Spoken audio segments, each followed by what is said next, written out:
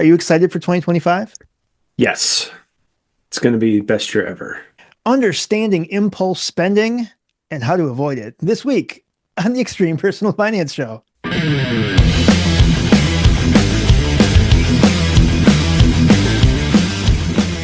All right, welcome. Welcome to episode 35 of the Extreme Personal Finance Show. My name is Chris. And I'm Dan. Hey, Hello. how you doing? Dan, how's it going, man? Good, good. I don't mean this to sound like a complaint, but it came out earlier at work. And I just feel like December is just dragging on. I feel like I should be halfway through January and it's halfway through December. It's just like, is it just Right me? I on. don't know. Right on. I'm actually it's kind of I kind of like the fact that the last couple of days it warmed back up to like mid 30s. That was Sure. Yeah. pretty that was pretty good. Yeah, so as we're recording this, it's middle of December. Yeah, a little bit. Are you excited for the next year? Are you excited for 2025? Yes, it's going to be best year ever. Dude. I mean, I figure if you don't know the future, which we don't, Mhm. then why not assume it's going to be Yeah. great? No, I love it. I love it. It's You great, know, dude. Your glass is half full. I love that. it's got to You be. are It's got to be. wow. I've had plenty of years in the past that if when you look back at it, there's not really any reason why it really had to be a bad year, but I remember some of them were kind of not so great. Hmm. And and then it's just like, well, okay. And a lot of times, usually for me, it's just like, well, what was my attitude during that time? It's like, well, I had a Hmm. pissy attitude, so I'm just not gonna have a pissy attitude. I love it. It's gonna be good, or it's gonna be what it is, and I can just do the best I can It's to how make you it respond to it, right? exactly. Yeah. Yeah, man. Yeah.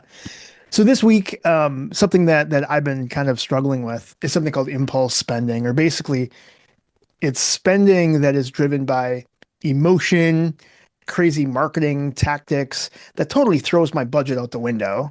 And I want to talk through some strategies and things you can do to avoid some of those impulse spendings, like things like creating a budget, making shopping lists, being mindful of your spending. Because this time of year, it's especially, it's especially I'm hard. pretty sure it's especially Yes, X EQUE, especially, I think is this year.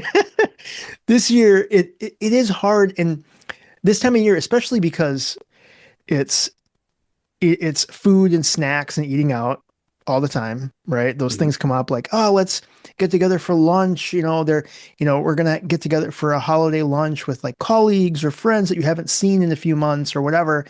And then it's also for me, it's like gifts. Even though I do put guardrails up and I'll make a list of like, my kids and like my family, and I'll like keep track of like what I'm getting them. Yeah. There always seems to be those things that kind of creep in from the edges. They like seep in and they're like, one, because targeted marketing is just so good. And they're like, hey, Yeah. you Well, were researching this. I bet you would love to buy this but thing. you also like this thing too. Yeah. That's right. That's right. So this has Yeah. been happening to me. Yeah, I keep spending money. Have you tried this thing at Aldi called the crinkle? Have you had one of these? I have not. It's blowing up right now, like in that Aldi group on Facebook. This Okay. crinkle is like this oval shaped pastry thing. And you All can right. get like an almond flavored one or a raspberry one. And of course, I went to Aldi for my standard Aldi run. And of course, they got this giant display of crinkles. And since it was fresh on my mind, I'm like, oh my God, I got to try one of these crinkles. Right. And one, it's fantastic. Don't eat the whole thing by yourself because then you're sick the next day. I feel like that goes with most things. Don't buy the whole thing by yourself or eat the whole thing. Um, but anyway, so impulse thing where I didn't need to spend the money on it. Anyway, it was one of those things.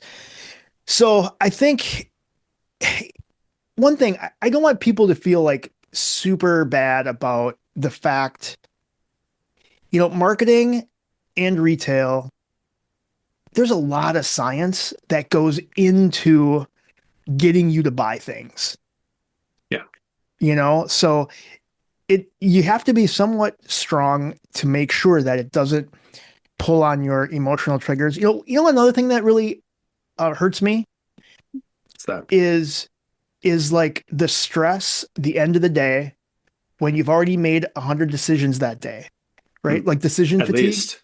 Yeah. right? Decision fatigue is a thing. And so at the very end, all of a sudden you're like, well, I could make something for dinner, or I could just stop by Domino's and pick up a pizza or something. Sure. I didn't need to spend to the other day I went to Papa John's for the first time in like forever because they had a billboard. They had a billboard and I was like, "Oh, okay. I'm going to stop by Papa John's right at the exit." I haven't been there in years.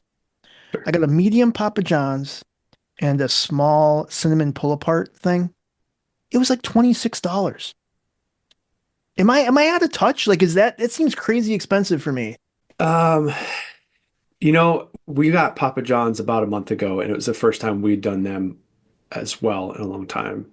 Um, yeah, they're a bit more expensive than Domino's. Yeah, I think so. So Domino's has that better 6.99 pick two. Yeah, exactly, Yeah. So exactly, exactly. I feel you get more for the same. Yeah, there's better yeah, value there. it at least feels like it. So, Um, so anyways, where was I going? I was going all over the place. But there's tons of things that get people to buy, end cap displays in retail. There's obviously targeted digital marketing all over the Facebooks and the yeah. Instagrams and the TikToks.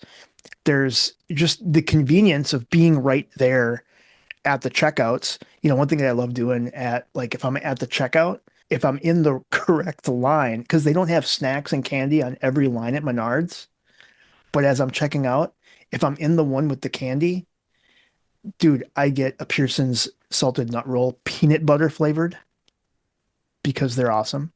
Um, but again, I don't need that, but it's impulse, man. They get you. Another thing too is like the other incentives, right? They'll do like a limited time offer, like pricing deals.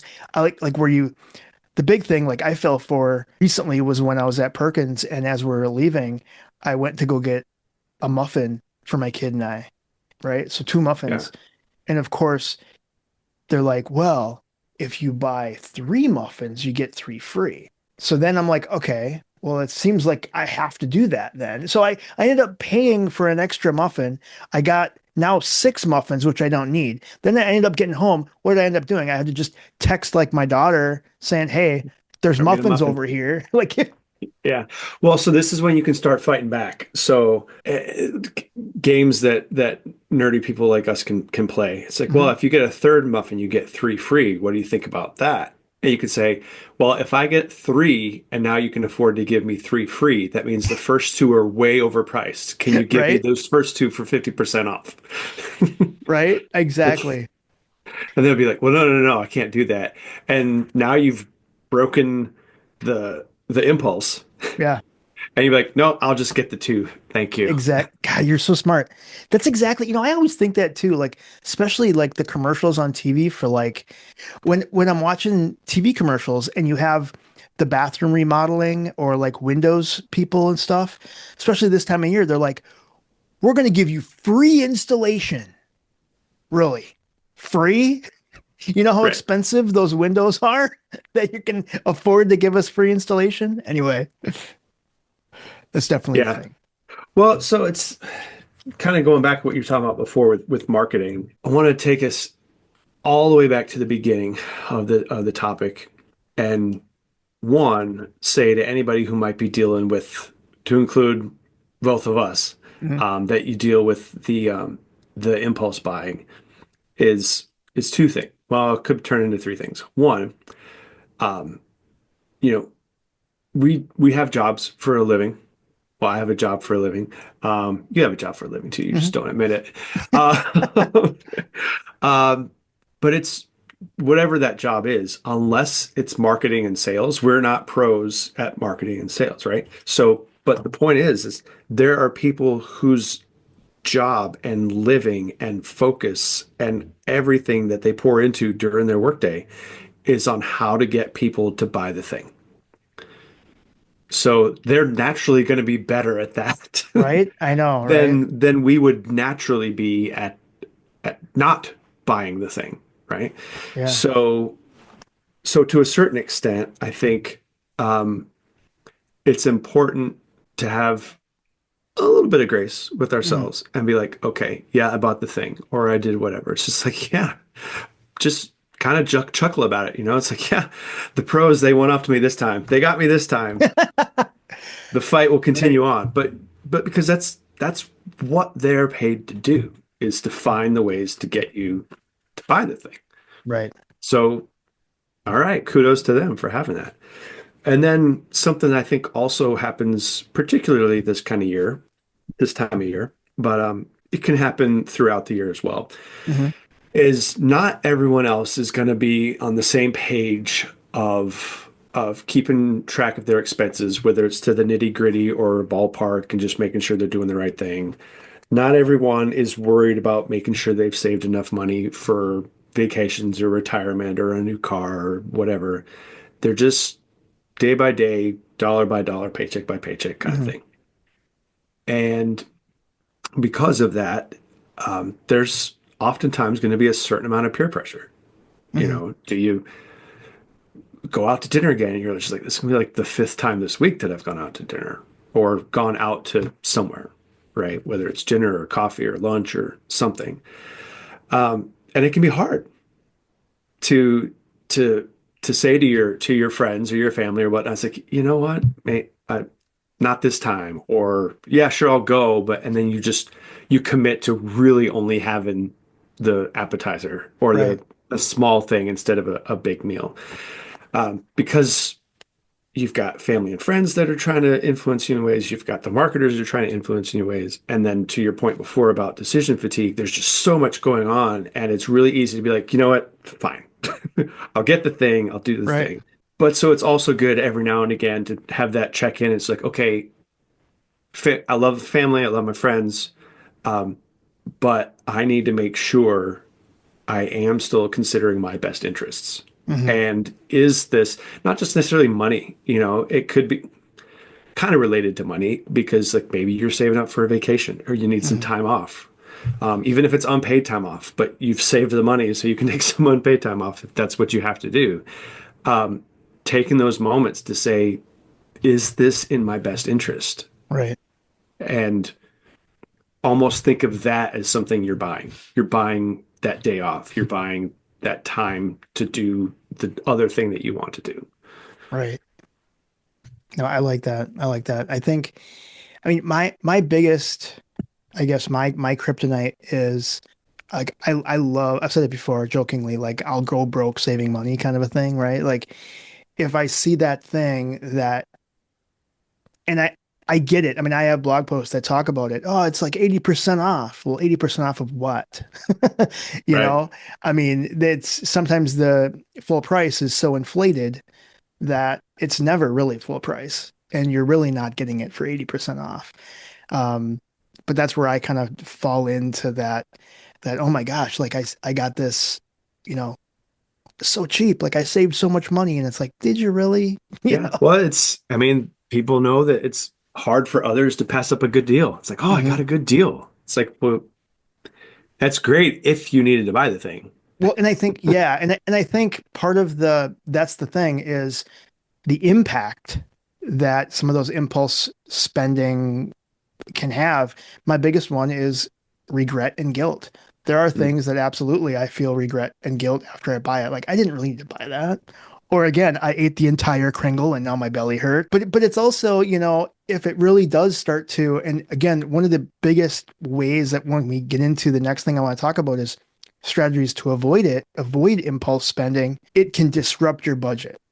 So Mm. that's like a big thing. If some of those impulse spending moments start to disrupt your budget, like unplanned purchases throws off, you know, making it harder to manage your finances and meet those further goals like you're talking about, Yeah. that's when it really starts to become a problem. So I guess let's jump into it. Some ways that we can avoid impulse spending. One of the big things is creating and kind of sticking to a budget. Yeah. Well, sticking to the budget and not only that, but as you get more familiar, if you've not been budgeting and you start doing it and you get familiar with it and kind of make it a game and tweak it to where it makes sense for you because everybody's going to budget a little bit differently. Even if I think people should do it the way I do it. There's I jest. I love it. But the one thing that can actually be helpful is like if you know you're going to impulse spend, right? A certain amount, then give yourself a budget line item of impulse spending and be like, I give myself free reign to spend, X dollars every month on just random stuff that I see because I know I'm going to, and I don't want to feel guilty about it. Hmm. So you just, whether it's $50, $200, whatever fits where you're at in your financial life, just go ahead and give yourself that line item of, just BS spending. So that Right, way, right. when you go buy the thing and be like, well, yeah, I don't have to feel bad about this because this came out of my line item there. Yeah, it's kind of like if you have budgeted for it ahead of time, you Hmm. can spend guilt-free kind of a thing, right? Absolutely. Absolutely. Or it might even be a thing where it's like, okay, well, I know I haven't spent from my impulse thing yet. Is is this the thing that I want to be the impulse buy? Mm, You know? And then you just challenge yourself a little bit. It's like, is this the thing that I want to impulse spend on? Or could there maybe be something better next week right. that I see?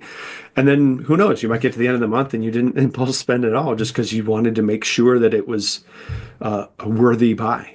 Yeah. And sometimes you can put off like a cooling off period too, right? Give Mhm. yourself a 24-hour rule. I've done this and it actually has worked a couple times where I'll put stuff in the cart. The next day they sent me an email saying, "Hey, you left this stuff in your cart. We're going to give you 20% off if you buy the Yeah. stuff that's in your cart." And I was like, well, so okay. But Yeah. Well, even though you still bought it, you got a percent off. So, I did. I I mean, did. Yeah. That there's was that. when that was it was what was it? I think it might have been Etsy because it was patches. It was patches for my vest. So Gotcha. I had like a couple patches in my cart, but I didn't check out yet. And of course, dude, the technology that gets you, they keep track Yeah. and they come back to get you. Do you give yourself like a cooling off period if there's those big? Well, see, but you're such a good budgeter. That's the thing. Well, it depends on where I'm shopping.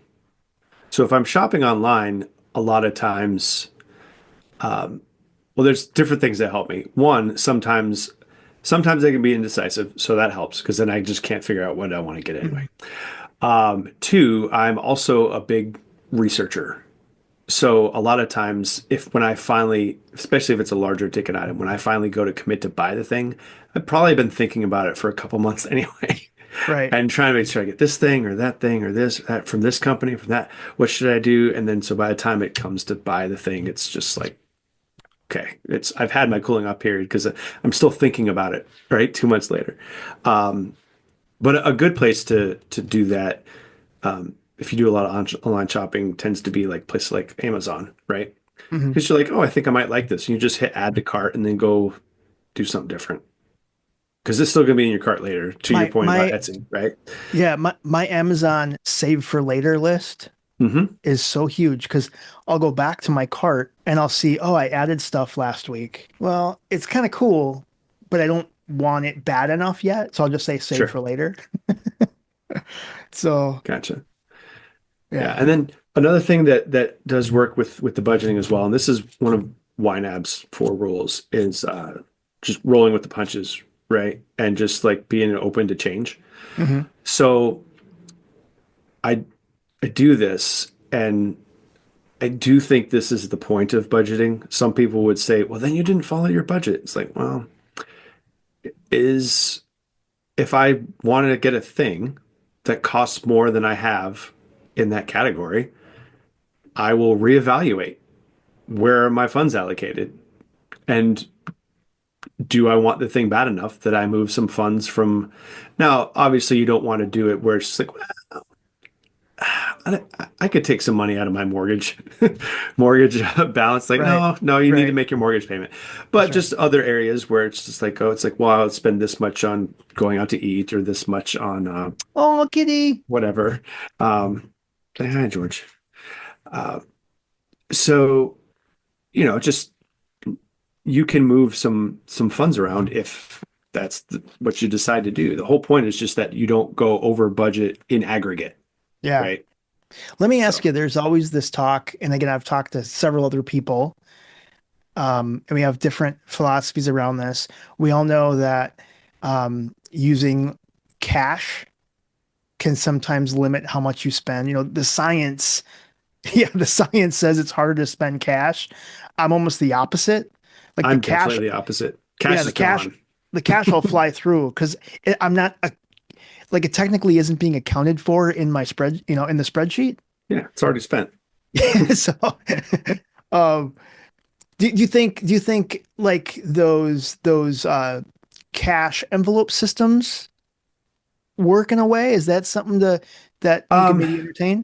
well, so the way I budget and the using YNAB or Hmm. even Monarch Money or other ones, it is still kind of like using the envelope system. They're just digital envelopes, little Sure. line items, right?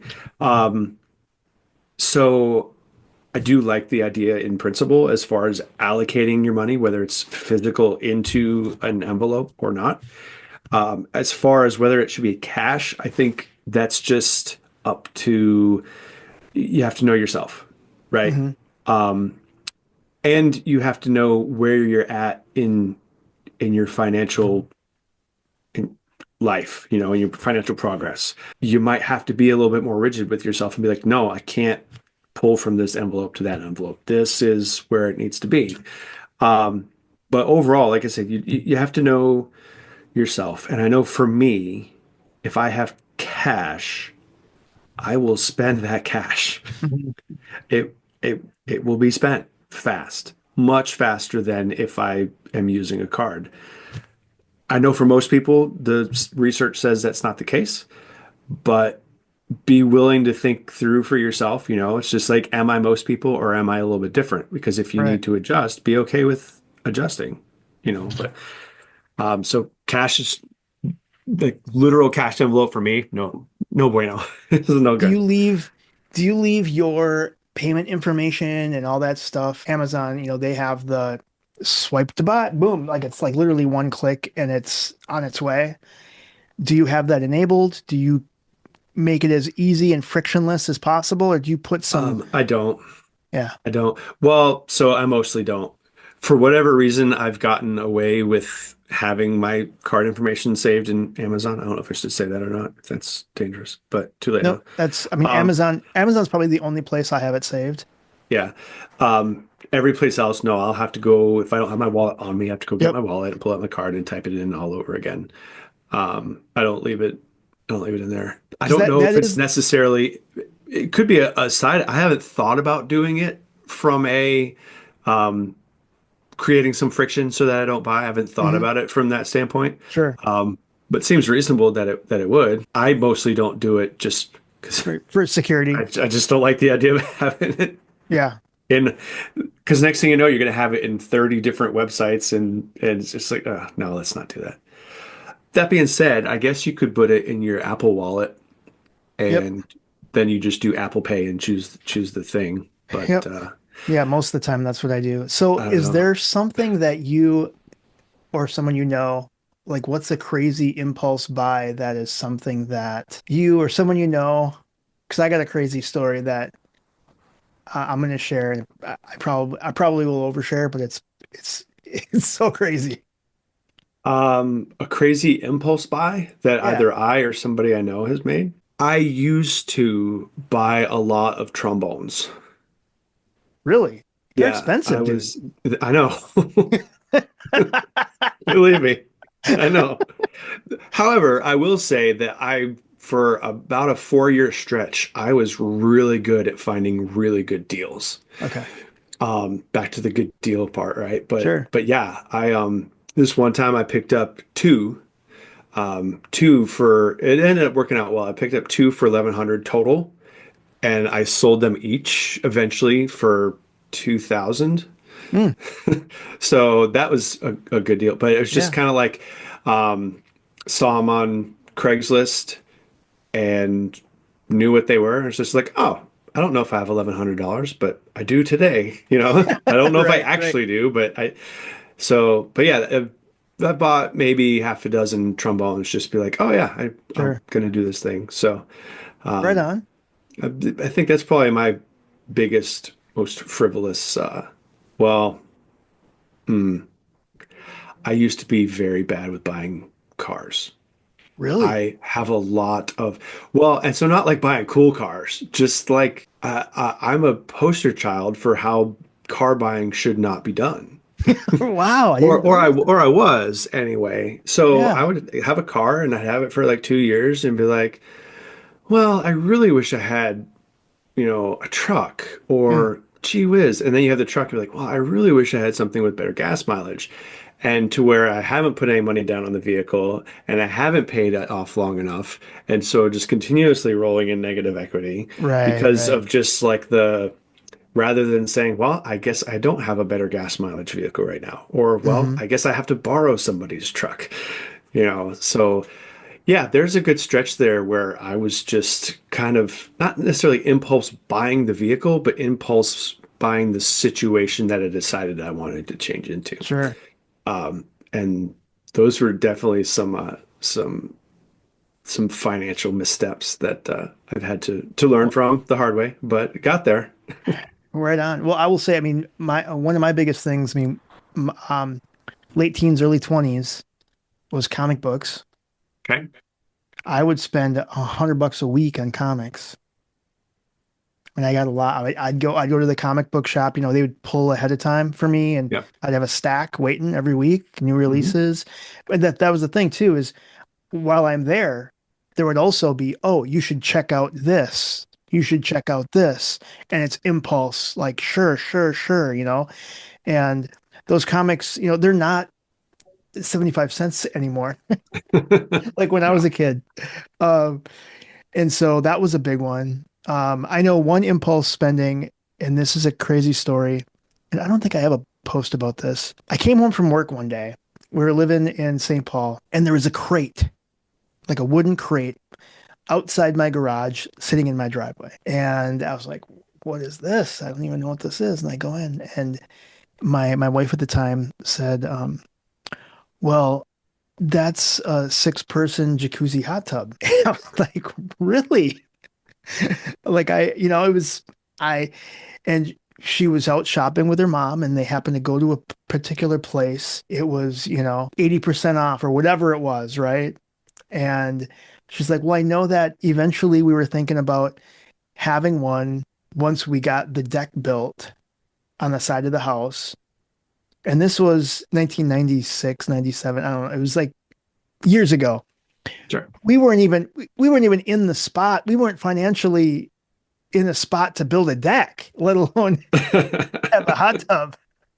And I mean, in my head, the deck was still 2 years out, and it was pretty interesting that the impulse buy was a six-person hot tub. So I think we had to pay like a restocking fee, but we were able to have the truck come back, dock truck with a forklift to move this thing Yeah, and we're able to get the money back for it. I don't know. That's probably one of the that's a biggest good one. impulse spends that she's really good at saving money. I will say that. And yeah, it was probably a good deal if you were in the right place at the right time. Sure. Yeah, If we had the place to put it, we had the place to maintain it, we were in, other financially, we were sound, it would have been a great buy, but sure. not at that Yeah. point. Yeah, I tell myself often it's like there have been good deals in the past. There will be good deals in the future. So just because That's it's a good deal now doesn't mean that it's the last time there will be a good deal. Everything going forward is a bad deal. It's like, no, that that's exactly. That's where I got to get in the mindset where it's like, if you didn't buy it, like, is there any time? Actually, you know what? I will tell you, there is a time that I missed a deal because I was so freaking cheap or frugal or whatever you want to say. I was traveling for work once and I don't know what city I was in. It might have been Chicago, but I was at a Hard Rock cafe and I went into the Hard Rock to the gift shop and they had this leather jacket. And I Mhm. put on this leather jacket and Dan, I'm telling you, I put on this leather jacket and it hugged me and I felt like I was home. And it was like just the most comfortable, awesome, soft leather jacket ever. But it was like $250. And at the time, I'm just like, there's no way I could spend $250 on this jacket. Okay. Yeah. And I'm never going to find that jacket again. I could Well, find maybe not that jacket. You find a jacket. a So jacket. I certainly don't mean to say that there's not like a deal that you might miss, right? Yeah, But the idea that, there will be no other deals. that's right. Yeah, there will be. It'll just be something else. You have to be okay with that. That's right. That's right. Well, hey, I want to, as that kind of wraps up, we talked a little bit about impulse spending. Those marketers, those retailers, that's their job is to get you to buy things. And it really is a matter of some of those tactics to help ensure we stay on budget, that it doesn't kind of derail us when we kind of do fall prey to those impulse spends, Right. those impulse buys. I want to thank everyone for listening this week. We really do appreciate it. Go like and subscribe wherever you find your podcasts and on YouTube as well. Share with your friend, family, neighbor, enemy, relative, anybody else, All the people. all the people. We really do appreciate it. We will see you next time on the Extreme Personal Finance Show. See ya.